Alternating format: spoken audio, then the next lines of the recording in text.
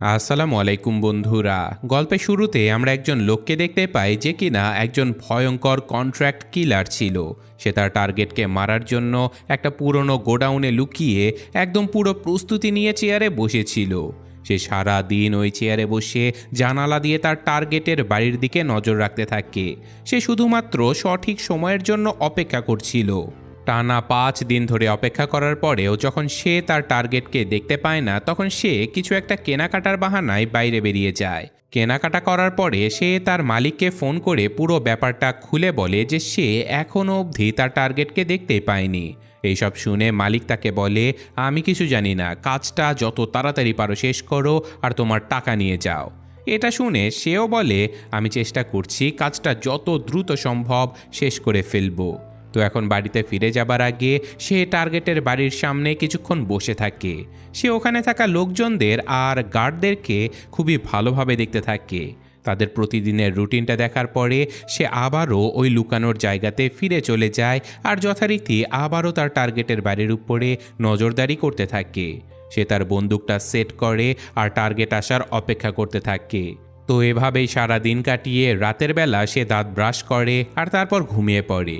কিন্তু প্রতি 10 মিনিট পর পর তার ঘড়িতে অ্যালার্ম সেট করা ছিল আর সে 10 মিনিট পর পর উঠে তার টার্গেটের বাড়ির দিকে খেয়াল রাখতে থাকে। আর এখানে কিছুক্ষণ পরে সে একটা আওয়াজ শুনতে পায়। সে দেখতে পায় যে তার টার্গেট একজন ডান্সার মেয়ের সাথে ঘরে ঢুকছে। সে সাথে সাথে তার বন্দুকটা তুলে নেয় আর টার্গেটের উপরে নজর রাখতে থাকে। টার্গেট তখনও কিছু জানে না যে তার উপরে কেউ গান পয়েন্ট করে রয়েছে। সে ওই মেয়েটাকে তার সামনে নাচতে বলে। এখানে কিলার ভেবেছিল যেই মুহূর্তে তার টার্গেট সোফায় বসে পড়বে সাথে সাথে সে গুলি চালিয়ে দেবে। কিন্তু সে গুলি চালানোর সাথে সাথে ওই ডান্সার মেয়েটা হঠাৎ করে টার্গেটের সামনে চলে আসে আর গুলিটা ওই মেয়েটার গায়ে লেগে যায়। বেচারি মেয়েটা ওখানেই মারা যায় আর সে আবারও গুলি চালানোর চেষ্টা করে, কিন্তু গার্ডেরা ততক্ষণে জানালা বন্ধ করে দিয়েছিল, যার ফলে কিলারের নিশানা মিস হয়ে যায়। নিজের এই মিশনটা এভাবে ফেল হতে দেখে কিলারটা সাথে সাথে তার বন্দুকটা একটা বস্তার মধ্যে রাখে আর তারপর পুরো জায়গাটা ভালো করে পরিষ্কার করে ওখান থেকে পালিয়ে যায়। এরপর সে তার ইলেকট্রিক স্কুটারে বসে ওখান থেকে পালানোর জন্য বেরিয়ে পড়ে। আর পুলিশকে ধোঁকা দেবার জন্য সে রাস্তাতে কিছু জিনিসপত্র ফেলে দেয় আর তারপর ওখান থেকে সটকে পড়ে। কিছু দূর যাওয়ার পরে সে ওই ইলেকট্রিক স্কুটারটাও ছেড়ে দেয় আর তারপর পায়ে হেঁটে এগোতে থাকে। এভাবেই হাঁটতে হাঁটতে সে তার হেলমেটটাও নদীতে ফেলে দেয় আর জলদি একটা দোকানের ভেতরে ঢুকে বাথরুমে চলে যায়। সেখানে সে তার মুখ পরিষ্কার করে, দাড়ি কেটে ফেলে, কাপড় বদলায় আর তারপর পুরো বাথরুমটাও পরিষ্কার করে ফেলে যাতে করে কোনো প্রমাণ না থাকে। এরপর সে একটা গাড়ি ডেকে পাঠায় আর সোজা এয়ারপোর্টে চলে যায়। এয়ারপোর্টে পৌঁছে সে বন্দুকটা একটা ডাস্টবিনে ফেলে দেয় আর তারপর প্লেনের টিকিট কাটার জন্য লাইনে দাঁড়িয়ে পড়ে। সে যখন লাইনে দাঁড়িয়েছিল তখনই সে দেখতে পায় যে একটা পুলিশের কুকুর তার দিকে তাকিয়ে আছে। সে এটা দেখে বেশ ঘাবড়ে যায় আর সে আবারও বাথরুমে গিয়ে নিজেকে পরিষ্কার করে। এরপর সে আবারও লাইনে দাঁড়ায় আর ফেলিক্স আঙ্গর নামের নকল পরিচয় দিয়ে সে ভিসা এবং এয়ার টিকিট কেটে ফেলে। তো এখন প্লেনে বসার সময় তার মালিক তাকে আবারও ফোন করে আর তার মালিক তাকে খুবই বকাঝকা করে আর বলে, তুই সব কাজ নষ্ট করে চলে এসেছিস, এটা তুই কি করলি? লোকটা কিলারের উপরে প্রচণ্ড রেগেছিল আর সেই কিলারটাও রেগেমেগে ফোনটা ভেঙে তারপর প্লেনে চড়ে বসে। প্লেনের ভেতরে সে একটা অদ্ভুত লোককে দেখতে পায় আর এখন প্লেন থেকে নামার সাথে সাথে সে আরেকটা টিকিট কাটে, কিন্তু এবার আরও একটা নতুন নামে। এরপর সে দেখতে পায় যে ওই অদ্ভুত লোকটাও ওখানে অপেক্ষা করছে। তাই সে তার পরের প্ল্যানটা কয়েকদিনের জন্য পিছিয়ে দেয়। সে একটা হোটেলের রুম নেয় আর দরজায় একটা ট্র্যাপ লাগিয়ে দেয়। এরপর সে নিজে একটা ছুরি হাতে নিয়ে একদম সতর্ক হয়ে বসে থাকে যে যখনই কেউ ভেতরে আসবে সে তাকে মেরে ফেলবে। কিন্তু সৌভাগ্যবশত সারা রাত তেমন কিছুই ঘটে না, কেউ আসে না। তাই এখন পরদিন সে প্লেনে চড়ে নিজের দেশ ডমিনিকান রিপাবলিকে ফিরে চলে যায়।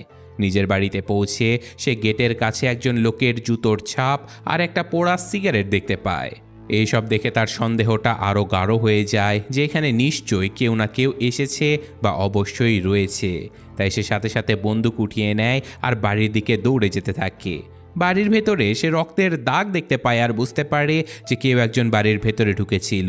এরপর সেই কিলার তার গার্লফ্রেন্ডকে ফোন করে আর সে জানতে পারে যে তার গার্লফ্রেন্ড অসুস্থ। তাই সে সাথে সাথে দৌড়ে হাসপাতালে চলে যায়, যেখানে দেখতে পায় যে তার গার্লফ্রেন্ড বেহুশ অবস্থায় কোমাতে পড়ে আছে আর তার ভাই তার সাথে রয়েছে। তার ভাই তাকে বলে যে দুজন খুনি এসেছিল, একজন পুরুষ আর একজন মহিলা। তারা অতর্কিতে আমাদের ঘরে ঢুকে পড়েছিল আর তাদের আসল টার্গেট তো ছিলে তুমি। কিন্তু যখন তারা তোমাকে খুঁজে পায় না তখন তারা তোমার গার্লফ্রেন্ডের উপরে হামলা করে দেয়। মেয়েটা অনেক কষ্টে ওই খুনিদের সাথে লড়াই করে নিজের প্রাণ বাঁচিয়ে নিয়েছে, কিন্তু সে গুরুতর আহত হয়ে গেছে। সে যখন ওখান থেকে পালিয়ে একটা জায়গাতে লুকায় তখনই সে দেখতে পায় যে দুজন খুনি একটা সবুজ ছাদের ট্যাক্সিতে করে ওখান থেকে চলেও গেছে। এই পুরো ঘটনাটা বোঝার পরে কিলার ঠিক করে যে সে সারা রাত তার গার্লফ্রেন্ডের দেখাশোনা করবে। তো এখন কিছুক্ষণ পরে মেয়েটার জ্ঞান ফিরে আসে আর সে তাকে সব কিছু খুলে বলে যে ওই দুজন খুনি আমাকে ধরে অনেক টর্চার করেছে। ওরা তোমার ব্যাপারে তথ্য বের করতে চেয়েছিল, কিন্তু আমি অনেক কষ্ট সহ্য করে নিয়েছি, কিন্তু তোমার ব্যাপারে ওদেরকে কিছুই বলিনি। তো নিজের ভালোবাসার মানুষকে এমন অবস্থায় দেখে কিলারের অনেক কষ্ট হতে থাকে আর সে ঠিক করে যে এর বদলা সে নিয়েই ছাড়বে। তাই ওই রাতেই কিলার বাড়িতে ফিরে আসে আর তার লুকানো সকল অস্ত্রের বক্সটা বের করে ফেলে। আর এখন পরদিন সে গাড়ি নিয়ে শহরের ওই ট্যাক্সিটা খুঁজতে থাকে যেটাতে করে ওই দুজন খুনি পালিয়ে গিয়েছিল। তার গার্লফ্রেন্ডের ভাই তাকে বলেছিল যে ট্যাক্সিটার ছাদ সবুজ রঙের ছিল, তাই সে পুরো শহরে ওরকম সবুজ রঙের ট্যাক্সি খুঁজতে থাকে। কিন্তু সারাদিন খোঁজার পরেও যখন সে ট্যাক্সিটার দেখা পায় না তখন সে একটা নতুন বুদ্ধি বের করে ফেলে। সে ওই রাতেই ট্যাক্সি কোম্পানির অফিসে চলে যায় আর ম্যানেজারকে বন্দি বানিয়ে ফেলে। এরপর সে তাদের কম্পিউটারে লগ ইন করে ওই ট্যাক্সি ড্রাইভারের ঠিকানা খুঁজতে থাকে, যে কিনা ওই খুনি দুটোকে সাহায্য করে তার বাড়িতে নিয়ে গিয়েছিল। তো ট্যাক্সি ড্রাইভারের তথ্য পেতেই সে তার ফাইলটা নিয়ে এখান থেকে চলে যায়। আর এখন পরের দিন সে স্টেশনের বাইরে ওই ট্যাক্সি ড্রাইভারের জন্য অপেক্ষা করতে থাকে। তো এখন ড্রাইভারটা ডিউটিতে আসার সাথে সাথে কিলার তার পিছু নেয় আর একজন প্যাসেঞ্জার সেজে তার গাড়িতে উঠে পড়ে। বেচারা ড্রাইভার জানতোই না যে তার সাথে এখন কি হতে চলেছে। সে একজন ভয়ঙ্কর কিলারকে পেছনে বসিয়ে পুরো শহর ঘোরাচ্ছে। তো ড্রাইভারটা যখন পেছনে ঘুরে কিলারকে কিছু জিজ্ঞাসা করতে চায় তখনই সে ওই লোকটার হাতে বন্দুক দেখতে পায় আর প্রচণ্ড ভয় পেয়ে যায়। সে ভাবে যে এটা হয়তো কোনো ছোটোখাটো চোর হতে পারে, এজন্য সে তার মানিব্যাগটা বের করে তাকে দিয়ে দেয়। কিন্তু কিলার তার এই সামান্য টাকার প্রতি কোনো আগ্রহ দেখায় না। সে ড্রাইভারটার মাথায় বন্দুক ঠেকিয়ে জিজ্ঞাসা করে যে তুই ওই দুজন কিলারকে কোথায় ছেড়েছিলি। ড্রাইভারটাকে তো নিজের প্রাণ বাঁচাতে হবে, তাই সে মাথা ঠান্ডা রেখে ভালো করে মনে করার চেষ্টা করে আর তারপর তাকে সবকিছু বলে দেয়। সে বলে যে আমি ওই দুজনকে একটা প্রাইভেট এয়ারপোর্ট থেকে পিক করে একটা বাড়ি পর্যন্ত ছেড়ে দিয়েছিলাম। তারপর আমি বাইরে দাঁড়িয়ে তাদের জন্য অপেক্ষা করি আর যখন তারা ফিরে আসে তখন দুজনকেই বেশ আহত দেখা যাচ্ছিল, কিন্তু আমি ওদেরকে কিছুই জিজ্ঞাসা করিনি। আমি আবারও ওদের দুজনকে সেই প্রাইভেট এয়ারপোর্টে ছেড়ে দিয়েছি যেখান থেকে আমি ওদেরকে নিয়ে এসেছিলাম। একটু মনে করে ড্রাইভারটা এটাও বলে যে যখন ওই দুজন লোক বাড়ি থেকে বাইরে বেরিয়ে আসে তখন একজনের পায়ে খুবই বাজেভাবে আঘাত লেগেছিল, কিন্তু আমি কিছুই জিজ্ঞাসা করিনি কারণ ওদেরকে দেখে অনেক বড় লোক মনে হচ্ছিল। ওরা এয়ারপোর্ট দিয়ে যাতায়াত করে, তাই আমি কোনো কথা না বলেই ওদেরকে এয়ারপোর্টে ছেড়ে দিই। আপনি প্লিজ আমাকে মারবেন না। এরপর কিলারটা বলে যে ঠিক আছে, আমাকে একটা নিরিবিলি জায়গাতে নিয়ে চলো। ড্রাইভারটা বলে যে আপনার যেখানে যাওয়ার ইচ্ছা আমি আপনাকে সেখানে নিয়ে যাব, আপনি যা যা জানতে চান আমি সব কিছু বলবো, কিন্তু প্লিজ আমাকে মারবেন না। কিন্তু হঠাৎ করে সেই কিলার ড্রাইভারটাকে মেরে ফেলে। তারপর সে ওখান থেকে চলে যায় আর এরপর সেই কিলারটা তার আরেকটা নতুন পরিচয় বানায়, যেটার সাহায্যে সে প্লেনের টিকিট কেটে নিউ অরলিন্স শহরে পৌঁছে যায়, যেখানে গিয়ে সে ওই দুজন খুনিকে খুঁজে বের করার চেষ্টা করতে থাকে যারা তার গার্লফ্রেন্ডকে আঘাত করেছে। নিউ অরলিন শহরে পৌঁছানোর পরে সে একটা বাস ভাড়া নেয় আর একটা গোপন স্টোরেজ ইউনিট পর্যন্ত গিয়ে কিছু বন্দুক আর নতুন আইডেন্টিফিকেশন কার্ড বের করে ফেলে। এরপর সে বাসের নাম্বার প্লেটটা বদলে দেয় আর একটা ক্লিনিং কোম্পানির কাছে গিয়ে সাফাই কর্মচারী সেজে কাজে লেগে পড়ে। ওই কোম্পানিতে রেজিস্টার করার পরে তাকে কিছু জিনিসপত্র দেয়া হয়। কোম্পানি থেকে সে ওই জিনিসপত্রগুলো নিয়ে সোজা তার মালিকের কোম্পানির সামনে পৌঁছে যায় আর মনে মনে সে এটাই ভাবতে থাকে যে ভেতরে ঢোকার জন্য সাফাই করার বাহানাটাই হয়তো পারফেক্ট হবে। তো সে যখন বাইরে দাঁড়িয়েছিল তখনই সে জানতে পারে যে ভেতরে যাবার জন্য একটা পাসের দরকার। তাই সে একটা সঠিক সুযোগের অপেক্ষা করতে থাকে। যখন মালামাল ডেলিভারি দেওয়ার গাড়িটা এখানে চলে আসে তখন তার মাথায় একটা বুদ্ধি চলে আসে। সে তার ময়লার ডাব্বাটা বের করে আর দরজার দিকে যেতে থাকে, আর সে এমন ভাব দেখায় যেন এই ডাব্বাটা খুবই ভারী আর এটা তুলতে তার অনেক কষ্ট হচ্ছে। এটা দেখে ডেলিভারি ম্যানটা ভেবেছিল যে এই লোকটা তো ভারী জিনিস নিয়ে যাচ্ছে, সে এখন পাস কিভাবে বের করবে। তাই সে না জেনে কিলারকে সাহায্য করার জন্য গেটে তার নিজের পাসটা লাগিয়ে দেয় আর লিফট চালু করতেও তাকে সাহায্য করে। এখন ভেতরে গিয়ে সেই কিলার সাফাই কর্মচারী হওয়ার নাটক করতে থাকে, আর কিছুক্ষণ পরে ডেলিভারি ম্যানটাও এখান থেকে চলে যায়। তারপর সে তার বন্দুকটা বের করে সোজা তার মালিকের অফিসে ঢুকে পড়ে। সেখানে সে তার মালিকের সেক্রেটারিকে দেখতে পায়। সে বন্দুকের ডগায় সেক্রেটারিকে জিম্মি করে সেক্রেটারিকে দিয়ে তার মালিককে বাঁধিয়ে ফেলে। সে তাকে ধমক দিয়ে বলে যে ওই খুনি দুটোর ব্যাপারে আমাকে জলদি সব কিছু বলে দাও। তার মালিক প্রচণ্ড ভয় পেয়ে বলে যে এই সব কিছুতে আমার কোনো হাত নেই, আমি সত্যি বলছি। যে কাস্টমার টাকা দিয়েছিল সে খুবই রেগে আছে কারণ তার কাজটা পূর্ণ হয়নি। ওই হয়তো তোমার গার্লফ্রেন্ডকে মারার জন্য গুন্ডা পাঠিয়েছে, যারা তোমার গার্লফ্রেন্ডের উপরে হামলা করতে পারে। ওরা তো তোমাকেই মারতে চেয়েছিল, কিন্তু তুমি তো বাড়িতে ছিলে না, তাই বেচারি হয়তো ফেঁসে গেছে। এইসব কিছুতে আমার কোনো হাত নেই। এছাড়াও মালিক কিলারকে এটাও বলে যে তুমি আবার শহরে ফিরে কেন এসেছো? জলদি নিজের পরিচয় বদলে কয়েক বছরের জন্য কোথাও গায়েব হয়ে যাও, যাতে করে ওই কাস্টমার তোমাকে খুঁজে না পায়। ও যদি তোমাকে খুঁজে পায় তাহলে কিন্তু মেরেই ফেলবে। কিন্তু কিলার তার মালিকের কোনো কথাতেই কান দেয় না। সে তার পাশে পড়ে থাকা একটা নেইল গান তুলে নেয় এবং সে প্রথমে সেই নেইল গানটা ল্যাপটপের উপরে চালায় আর চোখের ইশারায় মালিককে ধমক দিয়ে বলে যদি তুই কিছু না বলিস তাহলে কিন্তু পরের বার তোর মাথায় মেরে দেব। কিন্তু মালিক তখনও কোনো এক অদ্ভুত কারণে কিলারের উপরেই ভাব দেখাচ্ছিল। সে কিলারের ধমকটাকে পাত্তা না দিয়ে তাকে বলে জলদি এখান থেকে বাইরে বেরিয়ে যাও, বুঝেছো? আমি তোমাকে সব কিছু বলে দিয়েছি যা আমি জানি। এটা শুনে কিলারের প্রচণ্ড রাগ উঠে যায় আর সে হঠাৎ করে মালিকের বুকের উপরে পেরেকের মতো গুলি চালিয়ে দেয়। এরপর সে ফোন বের করে বলে যে জলদি বল ওই দুজনের ব্যাপারে, কে এসেছিল আমার বাড়িতে, তবেই আমি অ্যাম্বুলেন্সে ফোন করব, না হলে এখানেই তোকে মরে পড়ে থাকতে হবে। কিন্তু বৃদ্ধ মালিক কিছু বলার আগে বেচারা ওখানেই মারা যায়। সে কোনো তথ্য দেবার সময় পায় না। তাই হতাশ হয়ে কিলার ভাবে যে এখন তার সেক্রেটারিকেও মেরে ফেলা উচিত, কারণ ফালতু প্রমাণ বাঁচিয়ে রেখে কী বা লাভ। কিন্তু সেক্রেটারিটা খুবই চালাক ছিল। সে জলদি তার মতলব বুঝে ফেলে আর তার সামনে একটা ডিল রাখে। সে বলে আমি জানি তুমি আমাকে জ্যান্ত ছাড়বে না, কিন্তু আমাকে কথা দাও আমার লাশটা তুমি এমন একটা জায়গাতে ফেলে দেবে যেখান থেকে আমার ফ্যামিলি খুব সহজে আমার মৃতদেহ খুঁজে পাবে, যাতে করে তারা অন্তত আমার লাইফ ইন্স্যুরেন্সের টাকাটা ক্লেম করতে পারে। আমি তো চলেই যাব, কিন্তু ওরা যেন অন্তত কিছু টাকা হাতে পেতে পারে।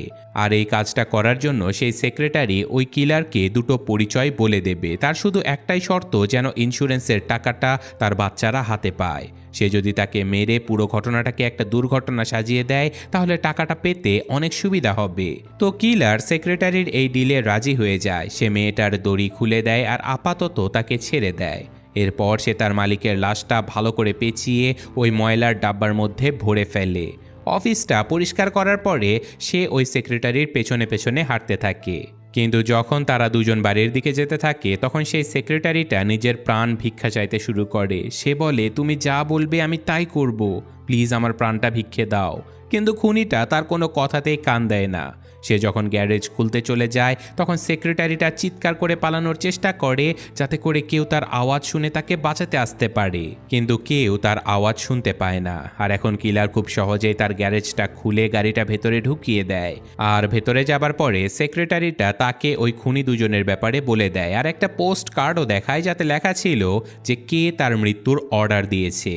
তো গুরুত্বপূর্ণ এই তথ্যটা হাতে পাবার পরে কিলার ওই মেয়েটার ঘাড় ভেঙে দেয় আর সিঁড়ি থেকে ধাক্কা দিয়ে নিচে ফেলে দেয়, যাতে করে লোকজনের মনে হয় যে এই মৃত্যুটা একটা দুর্ঘটনাতেই হয়েছে আর তার বাচ্চারা যেন ইন্স্যুরেন্সের টাকাটা হাতে পেয়ে যায় খুব সহজেই। এখন সেই স্টোরেজ ইউনিটে চলে যায় আর তার মালিকের লাশটাও পুড়িয়ে ফেলে। তারপর সে একটা ব্রিজের উপরে গিয়ে বাকি ছাইটুকু হাওয়ায় উড়িয়ে দেয়, যাতে করে তার উপরে কেউ কোনো সন্দেহ করতেই না পারে। এছাড়াও সে ওই রাতে ভাড়া নেয়া ওই বাসটা ভালো করে পরিষ্কার করে, ওই নকল নাম্বার প্লেটটা ফেলে দেয় আর তারপর দিন বাসটা রেন্টাল কোম্পানিকে ফেরত দিয়ে দেয়। এরপর সে সোজা ফ্লোরিডাতে চলে যায় ওই দুজন খুনিকে খোঁজার জন্য যারা তার গার্লফ্রেন্ডকে টর্চার করেছিল।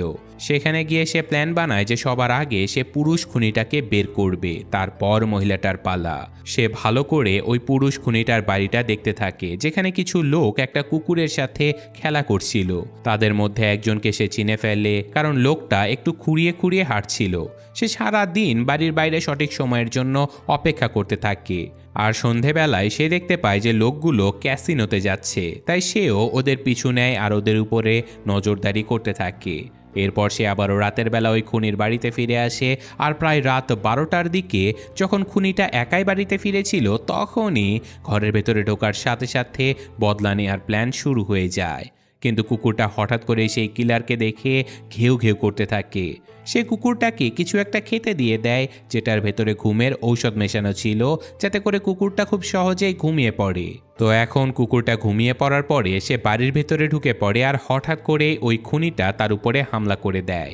ওই খুনিটাও আসলে আগে থেকে আন্দাজ করে ফেলেছিল যে কিলার বদলা নিতে অবশ্যই আসবে। তো এখানে দুজনের মধ্যে ভয়ঙ্কর লড়াই শুরু হয়ে যায়। দুজনে একের পর এক হামলা করতে থাকে, কিন্তু শেষমেশ আমাদের কিলার ওই লোকটার উপরে ভারী পড়তে থাকে। তখন লোকটা বন্দুক বের করে ফেলে, কিন্তু আমাদের এই কিলার একটা ঘরের ভেতরে লুকিয়ে পড়ে। সে ঘর থেকে চিৎকার করে বলে যে, জন, আমি তোর আসল নাম জানি, আয় আমাকে মেরে ফেল, সকল প্রমাণ শেষ করে ফেল। জনও কিন্তু কিলারের চেহারা দেখে ফেলেছিল, তাই সে কিলারকে মারার জন্য ঘরের দিকে এগোতে থাকে। কিন্তু আমাদের কিলার খুবই চালাকির সাথে বন্দুকটা উঠিয়ে দরজার এপার থেকেই গুলি চালিয়ে দেয়, যার ফলে জন ঘটনাস্থলে মারা যায়। কিন্তু গুলির আওয়াজ শুনে জনের কুকুরটা জেগে ওঠে, আর সে তার মালিককে বাঁচানোর জন্য দৌড়াতে থাকে। কিন্তু ততক্ষণে কিলার বাড়ি থেকে বেরিয়ে যায়, আর কুকুরটাকে সে গ্যারেজের মধ্যেই বন্ধ করে ফেলে। সে একটা পেট্রোল বোমা জ্বালিয়ে বাড়ির দিকে ছুঁড়ে মারে, যার ফলে পুরো বাড়িতে আগুন লেগে একটা ভয়ঙ্কর বিস্ফোরণ ঘটে। এরপর সে টেরেসা নামের ওই মহিলার পেছনে লাগে, যে কিনা তার গার্লফ্রেন্ডকে টর্চার করতে জনকে সাহায্য করেছিল। তাই সে খুব জলদি একটা নকল পরিচয়পত্র নিয়ে আবারও ফ্লাইট ধরে নিউ ইয়র্কে পৌঁছে যায়। সেখানে যাওয়ার সাথে সাথে সে একটা গাড়ি ভাড়া করে টেরেসার বাড়ি পর্যন্ত চলে যায়। সে সারা দিন বাইরে সঠিক সময়ের জন্য অপেক্ষা করতে থাকে, আর রাতের বেলা সে দেখতে পায় যে টেরেসা বাড়ি থেকে বেরিয়ে একটা দামি রেস্টুরেন্টে যাচ্ছে। তার সাথে একজন লোকও ছিল, আর এখন ওই লোকটা রেস্টুরেন্ট থেকে বাইরে যাওয়ার সাথে সাথে আমাদের কিলার রেস্টুরেন্টের ভেতরে ঢুকে পড়ে। টেরেসা কিলারকে দেখেই চিনে ফেলে আর বুঝে যায় যে কিলার এসেছে তাকে মারার জন্য। এটা দেখে টেরেসা খুবই দামি একটা ড্রিঙ্কস অর্ডার করে, যেন সে তার শেষ খাওয়া খেয়ে নিচ্ছে। এরপর সে কিলারকে জিজ্ঞাসা করে যে, তুমি কি তোমার মালিককে মেরে ফেলেছো?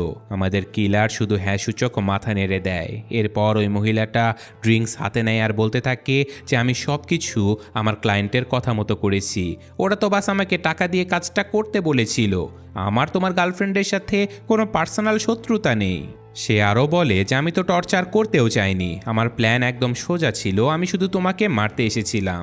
কিন্তু যখন তোমাকে পাওয়া যায়নি, তখন আমার যে সঙ্গী ছিল জন, সে তোমার গার্লফ্রেন্ডকে টর্চার শুরু করে দেয়।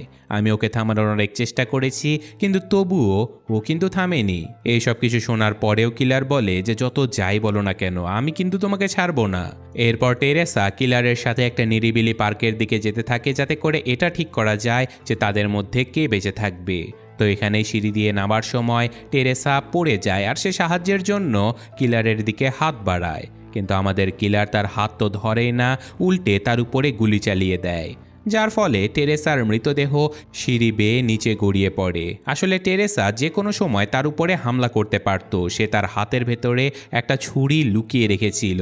এই কারণে কিলার তাকে এখানেই মেরে ফেলেছে। তো যাই হোক, এখন কিলার সাথে সাথে এই পার্কটা ছেড়ে শিকাগোতে যাবার জন্য একটা ফ্লাইট ধরে ফেলে, যাতে করে সে এখন ওই ক্লায়েন্টকে মারতে পারে যে কিনা তাকে মারার অর্ডার দিয়েছিল। সে ওই লোকটার ব্যাপারে একটু রিসার্চ করে জানতে পারে যে লোকটা খুবই ধনী একজন ব্যক্তি, এই জন্য তাকে মারাটা বেশ মুশকিল হতে চলেছে। এই জন্য কিলার ওই লোকটার বাড়ির বাইরে অনেকক্ষণ ধরে অপেক্ষা করতে থাকে।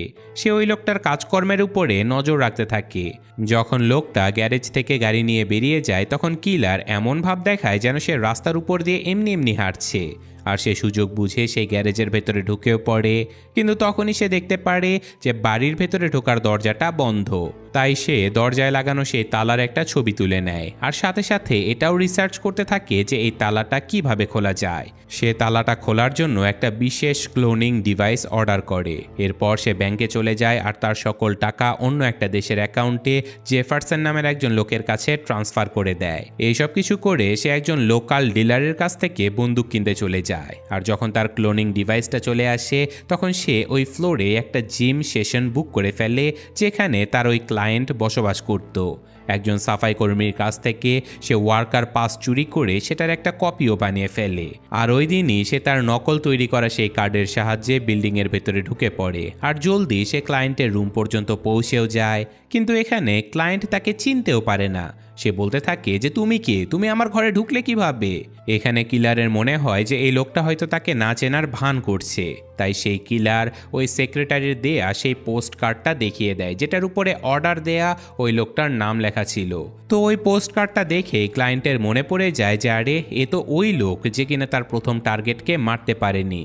যেই তার এই কথাটা মনে পড়ে সে বলে, এইসবের সাথে আমার কোনো সম্পর্ক নেই। আসলে তোমার মিশন যখন ফেল হয়ে যায় তখন আমি মেনেই নেই যে ঠিক আছে, মানুষের ভুল হতেই পারে। কিন্তু তোমার যেই হ্যান্ডলার অর্থাৎ তোমার যে মালিক ছিল সে আমাকে বলেছিল যে না, এটা নাকি তোমারই ভুল, এর জন্য তোমার শাস্তি পাওয়া উচিত। তুমি ফেল করেছো, এই জন্য তোমার মালিক আমার কাছ থেকে আরো $15,000 চেয়ে নেয় যাতে করে তোমাকে মেরে ফেলা যায় আর সকল প্রমাণও মুছে ফেলা যায়। মানে সব কিছুর পেছনে কিলারের মালিকের হাত ছিল, কারণ তিনি প্রচণ্ড রেগেছিল যে তার তৈরি করা কিলার কিভাবে কাজে ফেল করতে পারে। আর তাছাড়াও যদি কিলার বেঁচে থাকে তাহলে হতে পারে পুলিশ তাকে খুঁজে বের করবে আর তারপর পুলিশ হয়তো মালিক পর্যন্ত পৌঁছেও যেতে পারে। এই জন্য মালিক তাকে মেরে ফেলার জন্য এই পুরো প্ল্যানটা বানিয়েছিল। এরপর ক্লায়েন্টটা আরও বলতে থাকে যে ওই খুনি দুজনকে পাঠানোর পেছনে আমার কোনো হাত ছিল না, আমাকে তো বাস তোমার মালিক বাধ্য করেছিল এইসব কাজ করানোর জন্য। তো কিছুক্ষণ তার কথা শোনার পরে কিলার তার কথায় বিশ্বাস করে ফেলে। কিন্তু যাবার আগে সে ওই ক্লায়েন্টকে সাবধান করে দেয় যেন সে কাউকে তার পরিচয় না বলে। ক্লায়েন্টও ভয়ে ভয়ে মাথা নেড়ে হ্যাঁ বলে। আর এরপর আমাদের কিলার ডমিনিকান রিপাবলিক অর্থাৎ তার বাড়িতে ফিরে চলে যায়। আর সেখানে আগের চেয়ে সব কিছু অনেক ভালো ছিল, কারণ তার গার্লফ্রেন্ড অনেকটাই সুস্থ হয়ে উঠেছে আর এখন সে তার গার্লফ্রেন্ডের খুব ভালোভাবে যত্ন নিতে থাকে। আর গল্পের শেষে এসে আমাদের কিলার সকল খারাপ কাজ ছেড়ে দেয় আর একজন সাধারণ মানুষের মতো তার গার্লফ্রেন্ডকে নিয়ে বাঁচতে থাকে। তো এই ঘটনার সাথে সাথে আজকের গল্পটা শেষ হয়ে যায়। তো কেমন লাগলো সেটা কমেন্টে জানাবেন। আমি আজকের মতো বিদায় নিচ্ছি। আল্লাহ হাফেজ।